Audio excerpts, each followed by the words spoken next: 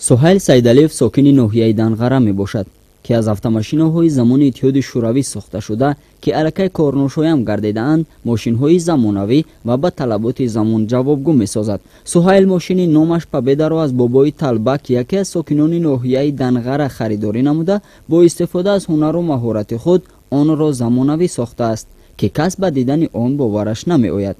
واقعا هم ماشینی که قبلا در چنین حالت کارناشویم قرار داشت و به حالت زمانوی تبدیل یافتنش باور نکردنی است. او بجز از این باز دو ماشین دیگر را نیز از حالت کارناشویمی به حالت زمانوی تبدیل داده است. طلبگاران زیادی با مقصد خریداری ماشین های ساخته‌اش به نزدش می آیند، اما سهیل میگوید که بهره آمدن آنها زحمت زیادی کشیده است و خواهشی به سودا گذاشتنشان را ندارد.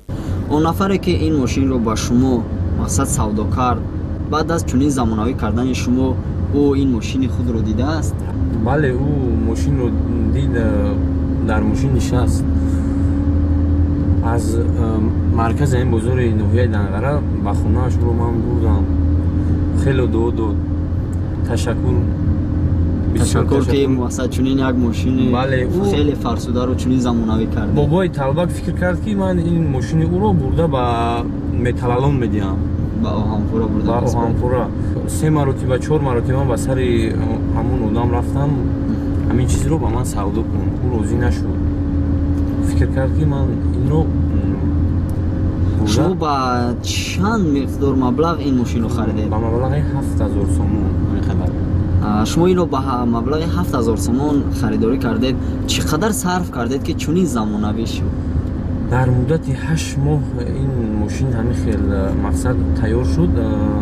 با مبلغ 230000 سومون همین قدر سوم در همین صرف کردم.